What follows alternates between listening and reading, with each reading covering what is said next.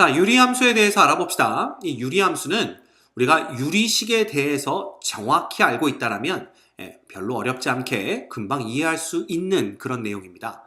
예를 들면 우리가 y는 이꼴 fx라는 함수가 주어졌을 때 이 fx가 유리식으로 표현되는 함수를 우리가 유리함수라고 부르게 됩니다. 자, 그런데 이 유리식이라는 놈이 결국은 두 가지로 나누어진다고 얘기를 했잖아요. 바로 다항식과 분수식으로 나눠진다고 그랬기 때문에 우리는 이 유리함수 역시 두 가지로 나눠서 생각할 수가 있습니다. 당연히 첫 번째는 바로 다항함수고요. 그 다음 두 번째가 바로 분수함수가 됩니다. 자, 여러분들 다 알고 있죠? 다항함수가 되는 경우에는 이 fx로 표현되는 이 유리식의 분모가 상수항으로만 이루어진 다항식일 때를 우리가 다항함수로 표현을 하고요. 그 다음에 이 fx의 분모가 상수항이 아닌, 즉 미지수 x가 포함된 다항식일 때 우리가 그놈을 분수함수라고 얘기를 합니다. 그렇죠? 그래서 예를 들면 y는 이꼴 x 플러스 3분의 1, 이거 뭐예요? 유리함수죠. 그리고 좀 더 구체적으로 얘기한다면 바로 분수함수가 되는 겁니다. 됐죠? 자, 그래서 이거 봐. 항상 우리가 분수식을 표현할 때에는 분모가 0이 되면 안 된다라는 걸 알고 있단 말이야. 그 얘기는 이때도 x는 마이너스 3이면 안 된다라는 조건이 붙는 거고요. 그 얘기인즉슨 이 유리함수의 정의역에서 x는 마이너스 3은 제외가 된다라는 걸 우리가 알 수가 있는 거지. 그죠? 그래서 요 놈은 x는 마이너스 3을 제외한 모든 실수가 정의역이 되는 함수다. 이렇게 생각하시면 됩니다. 알겠죠? 그래서 여러분들이 딱 알아야 될 건 유리식으로 표현된 함수가 유리함수고 그 다음 분모가 0 되는 것은 그놈 함수의 정의역에서 빠진다라는 것 정도 알고 계시면 됩니다. 됐죠? 자, 그런데 여기서 잠깐만 조금 여러분들이 헷갈려 할 수 있는 그런 내용에 대한 얘기를 할게요. 예를 들면 요거 우리가 지금 유리함수라고 배웠단 말이야. 그리고 정의역에서 마이너스 3은 빠진다 이렇게 얘기를 했죠? 그런데 이 함수 한번 봅시다. x의 제곱 빼기 9분의 x 마이너스 3이라는 이런 함수가 있다라고 보자 이거지. 그럼 이거 보자마자 선생님 약분되네요. 그래서 약분하고 나면 누가 남아? 요놈 어차피 x 플러스 3, x 마이너스 3이니까 결국 얘도 x 플러스 3분의 1이라는 그죠? 요러한 기하 분수식을 만들어내게 됩니다. 그래놓고 보니까 얘랑 얘랑 똑같네?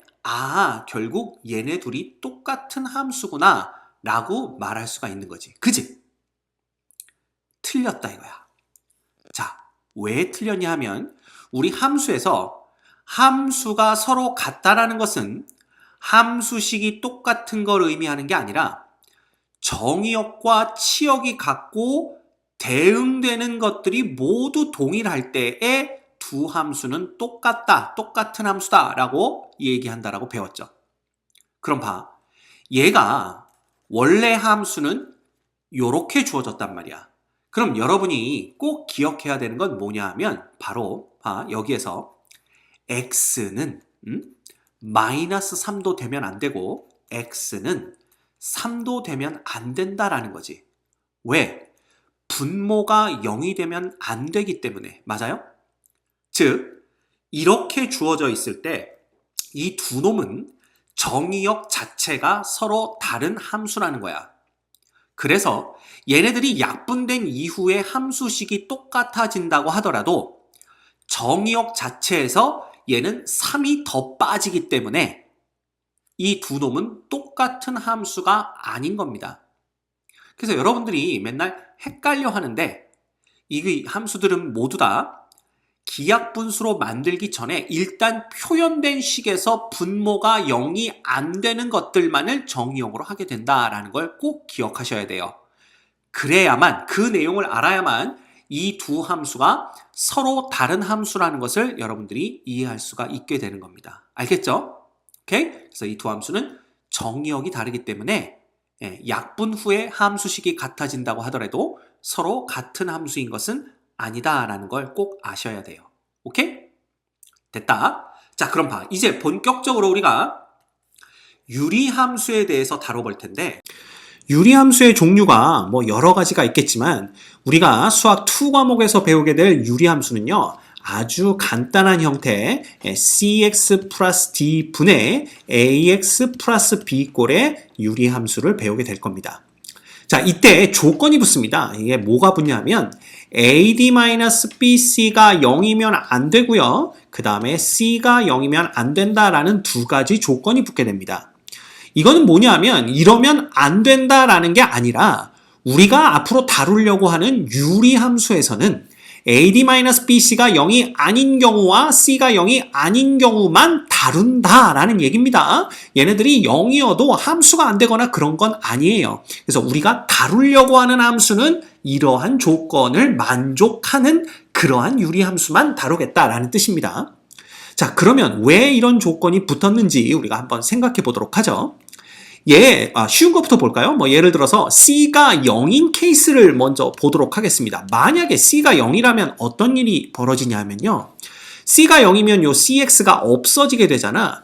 결국 남는 놈은 Y는 D분의 AX 플러스 B가 되고요.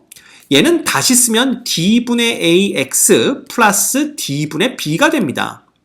이 D분의 A나 D분의 B가 모두 다 뭐야? 이게 상수거든요. 따라서 얘는 우리가 알고 있는 mx 플러스 n꼴로 표현이 된다라는 거지. 그지? 이것도 물론 유리식입니다. 근데 유리식 중에서도 우리가 알고 있는 다항식이죠. 즉, 이 함수는 다항함수가 됩니다. 딱 보면 우리가 배웠던 1차 함수, 즉 직선의 방정식이 되는 걸 볼 수가 있죠. 이거에 대해서는 우리가 이미 다 배워서 알고 있기 때문에 굳이 이걸 여기서 또 다룰 이유는 없다라는 겁니다. 그래서 C가 0이면 안 된다라는 게 아니라 C가 0이 되는 경우는 우리가 다루지 않겠다, 보지 않겠다. 왜? 이미 배워서 알고 있는 거기 때문에 그런 뜻이 돼요.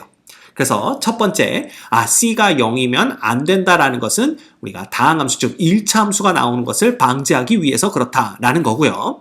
그 다음 두 번째, ad-bc가 0이 되면 어떤 일이 벌어지는지를 한번 봅시다. 우리가 지난 시간에 이런 얘기를 했었어요.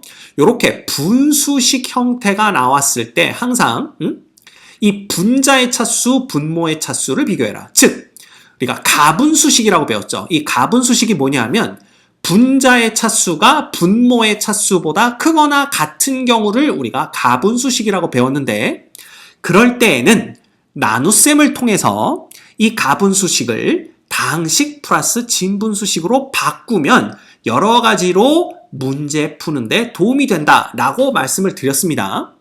그러니까 지금 딱 보면요, 얘도 분자의 차수도 1차고요, 분모의 차수도 1차이기 때문에 분자의 차수가 분모의 차수보다 크거나 같죠. 따라서 이때는 뭐부터 해라? 나눗셈부터 하셔야 됩니다. 그죠? 그럼 진짜 해보자. 뭘 하라는 얘기인지. ax 플러스 b를 우리가 누구로 나누는 거야? cx 플러스 d로 나누는데, 이미 우리가 c가 0이 아니다라는 걸 알고 있기 때문에 요 나눗셈을 하면요, 어떤 일이 벌어지냐면, 잘 봐. 여기에 c분의 a가 되면 되겠죠. 그러면 요렇게 곱한 놈이 요 밑에 들어가면 되지. 근데 요렇게 곱하면 여기가 ax가 되는 거고, 요렇게 곱하면 c분의 ad가 되는 걸 볼 수가 있어요. 그럼 이제 빼야죠. 요거 두 개를 빼주면 ax는 없어지고요, b 빼기 c분의 ad만 남게 됩니다. 자, 따라서 봐라. y는 이꼴 cx 플러스 d 분의 ax 플러스 b라는 놈이 어떻게 바뀌냐 하면, 보세요.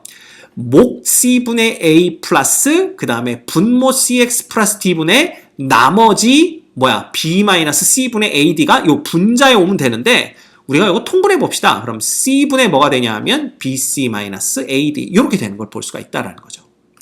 따라서 딱 정리를 하면 c분의 a에 플러스 c 곱하기 cx 플러스 d가 되고요. 이거 분의 ad 마이너스 요거를 bc-ad 이렇게 썼나요? 자, bc-ad라고 한번 해보자 라는 겁니다. 그러면 우리가 관심 있게 봐야 될 건 바로 요 분자고요.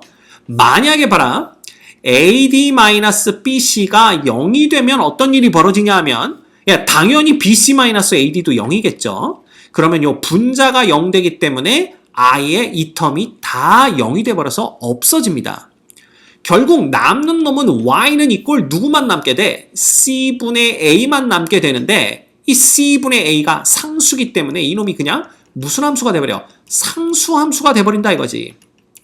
그쵸? 예, 물론 얘도 엄밀히 따지면 유리함수지만 우리는 그저 우리가 다루려고 하는 거는 아니다 이거야. 왜? 상수함수 이미 우리가 배워서 알고 있다 이거지. 이걸 왜 또 배우냐 이거야. 또 다룰 이유가 없다라는 거야. 그래서 우리가 다루려고 하는 거에서는 AD-BC가 0인 경우도 생각하지 말자.